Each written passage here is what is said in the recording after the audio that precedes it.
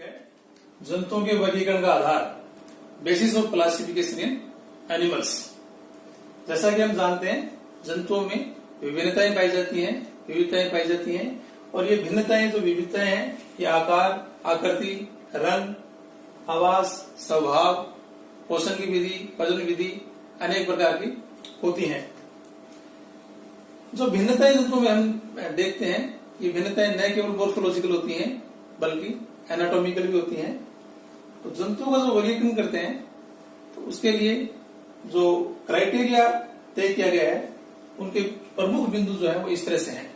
पहला बिंदु है मल्टी सेलुलरिटी और number of cells in the body, यानी विश्व के जो समस्त जंतु हैं उनकी शरीर में पाई जाने वाली कोशिकाओं की संख्या के आधार पर समस्त जीवों को दो बड़े समूहों में बांटा जा सकता है। पहला समूह है प्रोटोजोआ, यानी प्रोटोजोआ समूह के जो जंतु हैं वो एक कोशिकीय होते हैं, यूनिसेलुलर होते हैं, और जो दूसरा समूह है वो मेटाजोआ, तो ये सभी जंतु जो है मल्टीसेलुलर यानी बहुकोशिकीय होते हैं। दूसरा जो क्राइटेरिया है वो ग्रेड ऑफ बॉडी ऑर्गेनाइजेशन, यानी शरीर का जो संगठन है उसके आधार पर भी हम जंतुओं को अलग अलग समूह में बांट सकते हैं। तीसरा है सिलोम, तो देखुआ है वो उसकी उपस्थिति, अनुपस्थिति और टाइप ऑफ सिलोम के आधार पर भी जंतुओं को अलग अलग समूह में, ग्रुप में बांट सकते हैं। सिमेट्री भी जंतु वर्गीकरण का आधार है। सिमेट्रिकल, एसिमेट्रिकल और टाइप ऑफ सिमेट्रिकल के आधार पर भी जंतुओं को अलग अलग समूह में बांटा जा सकता है। इसके अलावा सेगमेंटेशन, सेगमेंटेड, अनसेगमेंटेड, और जो सेगमेंटेड है वो भी सुपरफिशियल और मेटामेरिकल सेगमेंटेड, इस तरह से अलग अलग समूह में जंतुओं को बांटकर भी हम उसको क्लासिफाइड कर सकते हैं। इसके अलावा जो छठा जो जंतुओं का आधार है वो है एम्ब्रियोजेनी या एम्ब्रियोलॉजी। तो एम्ब्रियोलॉजिकल जो स्ट्रक्चर जंतुओं के देखते हैं उसके आधार पर भी हम जंतुओं को अलग अलग समूह में बांट सकते हैं, क्योंकि वहां पर भी जो है भिन्नताएं देखने को मिलती हैं। अब हम जो है जो बिंदु हैं वो एक एक का जो है थोड़ा चर्चा करेंगे, बिंदु पर चर्चा करेंगे। सबसे पहले जंतुओं में कोशिकाओं की संख्या, यानी जंतुओं के जो वर्गीकरण का आधार है तो पहला आधार यह था कि animals are unicellular and multicellular, यानी कोशिकाओं की संख्या के आधार पर समस्त जंतुओं को दो समूह में बांट सकते हैं, एक कोशिकीय जंतु और बहुकोशिकीय जंतु।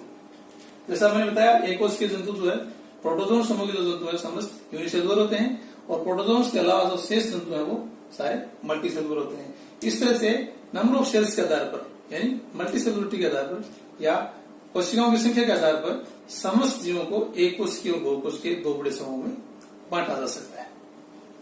इस तरह से जंतु को दो भागों में बांटकर एक क्लासिफाइड किया जा सकता है। दूसरा जो वर्गीकरण का आधार है संगठन की कोटि, यानी लेवल ऑफ बॉडी ऑर्गेनाइजेशन। तो शरीर की जो बनावट है, शरीर का जो संगठन है वो समस्त जीवों की एक जैसी नहीं होती। जैसा कि हम प्रोटोजोन्स में देखते हैं, यहाँ पर प्रोटोप्लाज्मिक टाइप बॉडी ऑर्गेनाइजेशन देखने को मिलता है। दूसरा जो body organisation, cellular grade of body organisation, इस तरह का जो कोशिकीय प्रकार का शारीरिक संगठन जो है स्पंजेस, पोरिफेरस जंतु है उनमें देखने को मिलता है। इसी तरह से tissue grade of body organisation, ये निडेरियंस जंतु है, सिलेंटेट्स हैं, इनमें उत्तक प्रकार का शारीरिक संगठन देखने को मिलता है। इसके अलावा tissue organ type body organisation, platyhelminthes के जंतुओं में जो है उत्तक अंग प्रकार का शारीरिक संगठन पाया जाता है, देखने को मिलता है। इसके अलावा organ system type body organisation जो है, तो प्लेटिलम्थिन के अलावा या इनसे जो उस वर्ग के जो समस्त जंतु हैं पोडेट तक, वर्टिब्रेट्स तक, समस्त जीवों में ऑर्गन सिस्टम टाइप का बॉडी ऑर्गेनाइजेशन देखने को मिलता है। ये जो अन्य प्रकार का शारीरिक संगठन है उससे ज्यादा जटिल प्रकार का शारीरिक संगठन होता है। अब जो है तीसरा जो क्राइटेरिया है वर्गीकरण का, जो तीसरा जो आधार हमने दिया है वो है सिलोम, और सिलोम के आधार पर भी हम कह सकते हैं कि जंतु को हम अलग अलग समूह में बांट सकते हैं। तो सिलोम के बारे में चर्चा करने से पहले मैं ये कहना चाहता हूं कि हम ये जान लें कि सिलोम होती क्या है। तो coelom is a cavity between body wall and gut wall and lined by mesoderm, यानी सिलोम क्या होती है, देह भित्ति और आहार नाल के बीच में पाए जाने वाला स्पेस, स्थान होता है जो कि मेसोड्रम से आश्रित होता है। तो इस तरह का जो संरचना है उसको हम कहेंगे सिलोम, ट्रूसिलोम। अब सिलोम की उपस्थिति अनुपस्थिति के आधार पर हम जंतु को अलग समूह में बांटते हैं। कुछ जंतु ऐसे होते हैं जिनमें पोटी वाल और गट वाल यानी देह भित्ति और आहार नाल के बीच में स्पेस नहीं होता। ये स्पेस पैरेन्काइमल टिश्यू, पोर्टिडियल टिश्यू या मेसेनकाइमल टिश्यू से भरा होता है। इस कारण से ये भाग कॉम्पैक्ट होता है, ठोस होता है। तो ऐसे जंतु एसिलोमेट कहलाते हैं। तो इस तरह से सिलोम की अनुपस्थिति के आधार पर जंतुओं को एक समूह बन गया एसिलोमेट। जंतुओं को सिलोम की के आधार पर ही जंतुओं का दूसरा समूह है स्यूडोसिलोमेट। यानी स्यूडोसिलोमेट जंतुओं में सिलोम तो पाई जाती है, तो बॉडी वाल और गटवाल के बीच में स्पेस तो होता है, लेकिन ये मेसोडर्म से आश्रित नहीं होता। तो ऐसे जंतुओं को एक अन्य समूह में स्यूडोसिलोमेट समूह में रखते हैं या रखा जा सकता है। तीसरा जो समूह है सिलोमेट, जिनमें वास्तविक सिलोम पाई जाती है। बॉडी वाल और गटवाल के बीच में स्पेस होता है और ये स्पेस जो है लाइन बाई यानी मेसोडर्म से आश्रित होता है। इस तरह से सिलोम के आधार पर हम जंतुओं को मोटे तौर पर 3 समूह में, 3 भागों में बांट सकते हैं। पहला एसिलोमेट, जिनमें सिलोम नहीं पाई जाती। दूसरा स्यूडोसिलोमेट, जिनमें सिलोम तो पाई जाती है लेकिन वास्तविक नहीं होती, आभासी होती है। और तीसरा सिलोमेट यानी वास्तविक सिलोम वाले जंतु। जो सिलोमेट्स हैं, देहगुए जंतु हैं जिनमें वास्तविक देहगुआ पाई जाती है, उनको फिर फर्दर जो है सिलोम की उत्पत्ति के आधार पर, किस तरह से सिलोम का ओरिजिन होता है उसके आधार पर हम 2 उपसमूह में बांट सकते हैं। Schizocoelous coelomate animals and enterocoelous coelomate animals. यानी दोनों सिलोमेट तो हैं, लेकिन इनमें जो सिलोम का ओरिजिन है वो अलग अलग तरीके से होता है। साइजोसिलस जो एनिमल्स हैं उनमें जो भ्रूण आधांतर है, वहां पर जो 40 सेल्स होती है, एक तरह से वो मेसोडर्म का निर्माण करती है, भव्य मेसोडर्म का। तो 40 सेल्स जो है एकत्रित हो जाते हैं और वहां पर फिर इन जो 40 सेल्स कह सकते हैं या टिलोब्लास्ट सेल्स कह सकते हैं, इसमें विपाटन होता है, स्प्लिटिंग होती है और बीच में केविटी बन जाती है और केविटी दोनों ओर से मेसोडर्म से आश्रित होती है। तो इस तरह से अगर सिलोम का विकास हो तो ये साइजोसिलस सिलोम कहलाती है। इसके अलावा भ्रूण एंड्रोन जो है उनके दोनों ओर पाउच बनते हैं और ये पाउच वृद्धि कर बड़े आकार के हो जाते हैं और एंड्रोन से अलग हो जाते हैं। और ये जो पाउच है, जो केविटी बनती है, ये केविटी दोनों मेसोडर्म से आश्रित होती है। इस तरह से अगर सिलोम का विकास हो तो ये एंट्रोसिलस सिलोमेट। तो साइटोसिलस सिलोमेट की बात करें तो एनालिड्स है, ऑर्थ्रोपोड्स है, इनका हम एग्जाम्पल दे सकते हैं। एंट्रोसिलस की बात करें तो इकारोडोन्ट्स और ऊपर के जो कोडेट्स हैं, इन जंतुओं में एंट्रोसिलस सिलोम जो है देखने को मिलती है। यहाँ पर जो डायग्राम है इनके द्वारा भी हम सिलोम को समझ सकते हैं। ये देखो एसिलोमेट, यानी एसिलोमेट जंतु ऐसे होते हैं जिनमें ये बॉडीवाल है और ये बीच में गटवाल। बॉडीवाल और गटवाल के बीच में जो स्पेस है ये क्या है, कॉम्पैक्ट है। यहाँ पर ये पूरी तरह से रिक्त नहीं है। यहाँ पर पैरेन्काइम या मेसेनकाइम जो सेल्स हैं वो भरी होती हैं। इसी तरह से स्यूडोसिलोमेट्स कहते हैं, इनमें बॉडीवाल और ये गटवाल, इनके बीच में स्पेस तो है लेकिन यहाँ पर क्या है, ये मेसोडर्म से आश्रित नहीं है। इस कारण से ये आभासी प्रकार की सिलोम होती है। ट्रू सिलोम या वास्तविक जो सिलोम है, इसमें बॉडीवाल और गटवाल के बीच में स्पेस पाया जाता है और ये मेसोडर्म से आश्रित होता है। तो यहाँ पर ये जो एग्जाम्पल हम देख रहे हैं ये वास्तविक सिलोम का एग्जाम्पल है। अब जो है जंतु के वर्गीकरण का जो चौथा आधार है उस पर हम चर्चा करेंगे और ये है सिमेट्री। सिमेट्री यानी सममिति। सिमेट्री की हम बात करें तो it is the state of having two halves that make each other exactly in shape and size. यानी जंतु को एक निश्चित अक्ष या तल से अगर काटा जाए तो एक भाग दूसरे के इक्वल होता है शेप और साइज में, एक दूसरे का मिरर होता है। और इस तरह की संरचना अगर बनती है तो ये सिमेट्रिकल एनिमल्स होते हैं। अगर जंतु को किसी भी तरह से काटा जाए और एक भाग दूसरे का एक दूसरे के समान नहीं होते, दोनों भाग दूसरे के समान नहीं होते, एक दूसरे के मिरर नहीं होते, इक्वल नहीं होते, तो ऐसे जंतु एसिमेट्रिकल कहलाते हैं। जैसे हम बात करें अमीबा की, अमीबा को अगर किसी भी तरह से काटते हैं तो एक भाग दूसरे के इक्वल नहीं होता। इसी तरह से स्पंजेस में जो स्पंज है उनको भी अगर काटा जाता है किसी तरह से तो एक भाग दूसरे के इक्वल नहीं होता। इस कारण से स्पंज और जो ये अमीबा है इनको हम एसिमेट्रिकल एनिमल में सम्मिलित कर सकते हैं, इनका एक अलग समूह बना सकते हैं।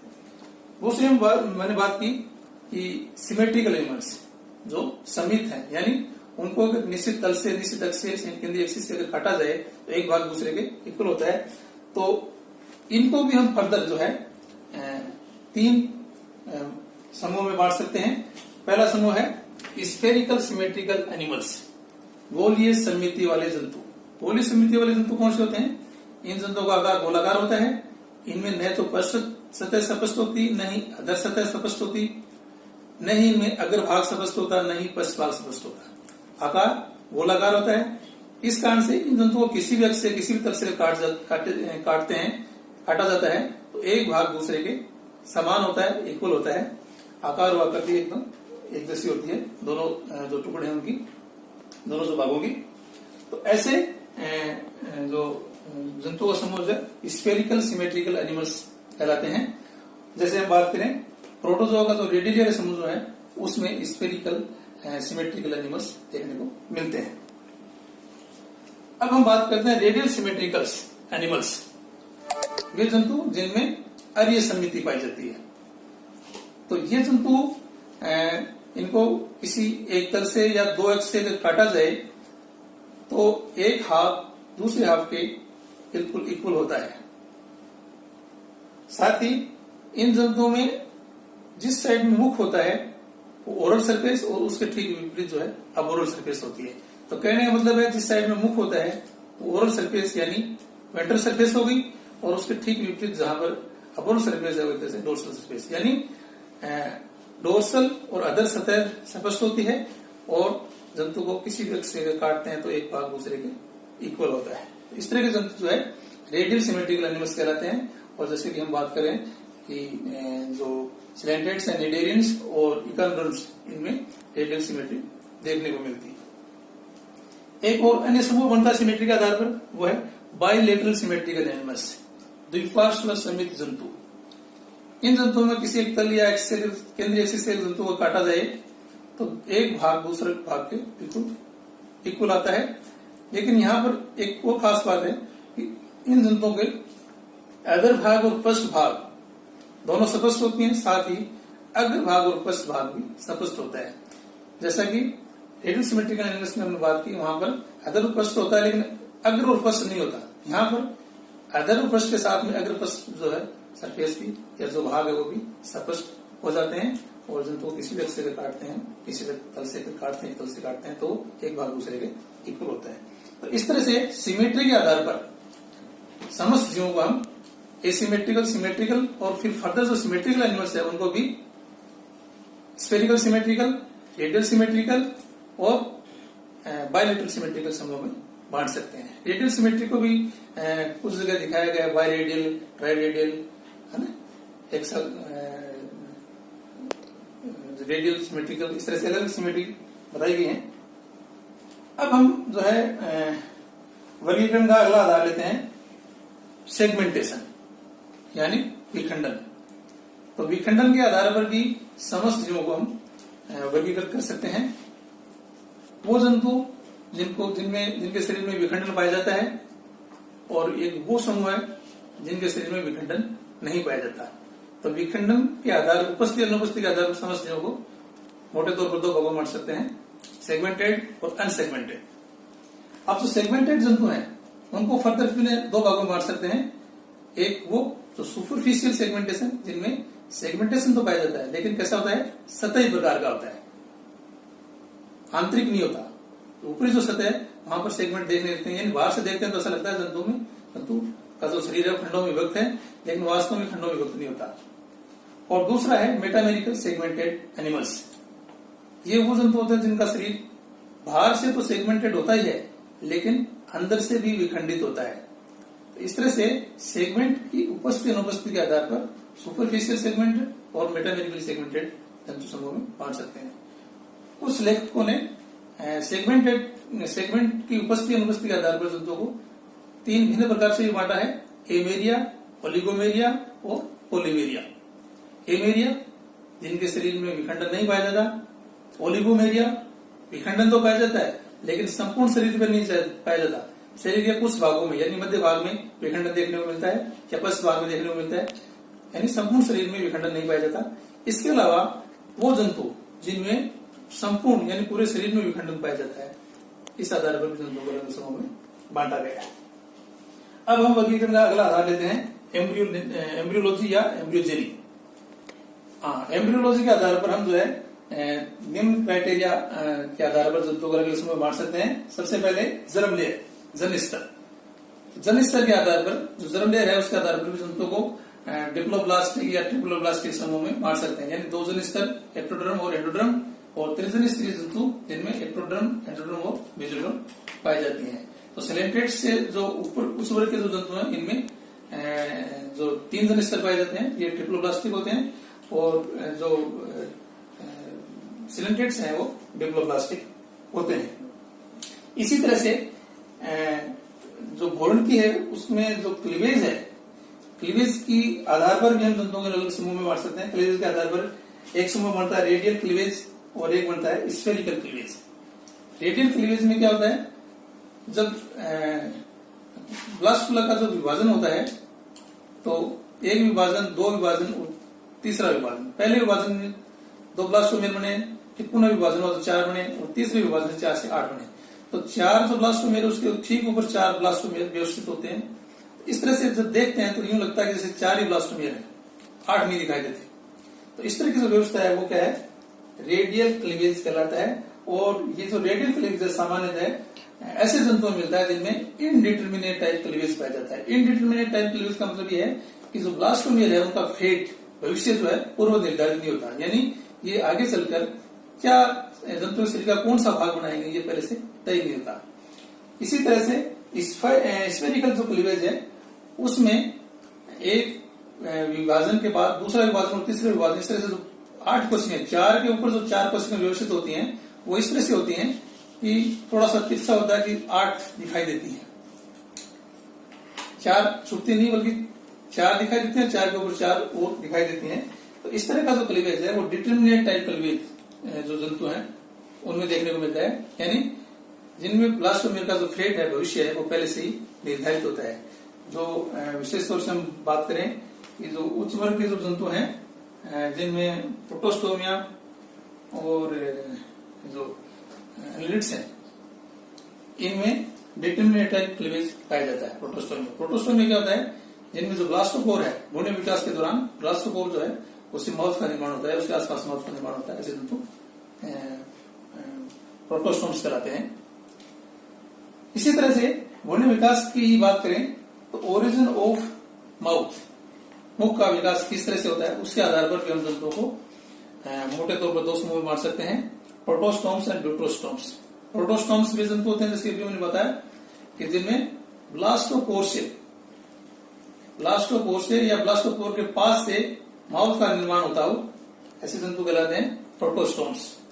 और ब्लास्टोपोर के पास से माउथ का विकास न हो कुछ दूर से होता है, ऐसे जंतु ड्यूट्रोस्टोम्स कहलाते हैं। प्रोटोस्टोम्स की बात करें तो ये जैसे एनालिड्स की मैंने बात की, और ड्यूट्रोस्टोम्स की बात करें तो फाइलोडर्मेटा और उच्च वर्ग ये सब ड्यूट्रोस्टोम्स कहलाते हैं। इस तरह से आज हमने जंतु के वर्गीकरण के आधार के बारे में चर्चा की। तो जंतुओं के वर्गीकरण के कई आधार हो सकते हैं, जैसे नोटोकॉर्ड की उपस्थिति अनुपस्थिति एक आधार हो सकता है। इसके अलावा मैंने बताया इसके रंग, आकार, आकृति, आवाज, पोषण विधि, वजन विधि, ये भी आधार हो सकते हैं। लेकिन हमने जो मोटे तौर पर 5-6 बिंदु लिए जिनके आधार पर जंतु के वर्गीकरण का आधार तय किया है, उनमें multicellularity, grade of body organisation, coelom, symmetry, segmentation और मिनोलॉजी, इसके बारे में हमने चर्चा की। और ये जो वर्गीकरण